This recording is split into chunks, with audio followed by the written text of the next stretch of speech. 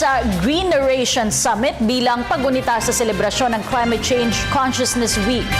Samantala, Department of Agriculture at mga producer ng manok at baboy. Samantala, Defense Secretary Volker Gasmin pinapurihan ang katapangan ng mga Filipino. Samantala, mahigit 2,000 evacuees sa Mayor Joaquin. The peace agreement between the Philippine government and the MILF takes another step forward. Samantala, pinagtibay naman ng Comelec-ANTAC ang nauna nitong desisyon na ibasura. Samantala, ipinagutos na ni Pangulong Aquino kina Acting AFP Chief of Staff, Lieutenant General Gregorio. Philippine economic managers say achieving an investment-grade status for the country is within reach.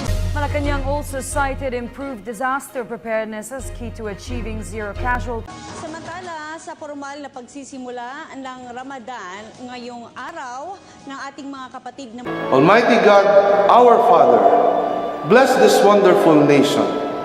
Protect us from physical and spiritual war, from fear and confusion, from separation and division.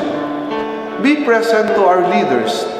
Give them wisdom and courage, affection and compassion, as they ponder decisions affecting peace of its people.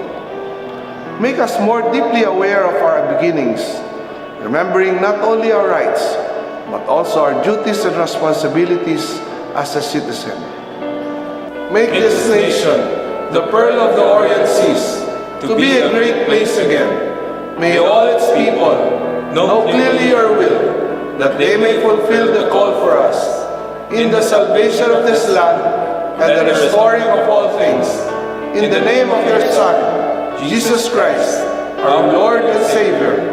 Amen. Kung nasa ng balita, ikaw at ang Liga ng Katotohanan, magkasama sa pagbabalitang walang kinikilingan. Walang pinoprotektahan, walang kasinungalingan, serbisyong totoo po lamang. Ako po si Vicky Morales. Ako naman, Arnold Clavio.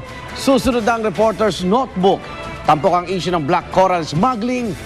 Hanggang bukas, sama-sama tayong magiging saksi.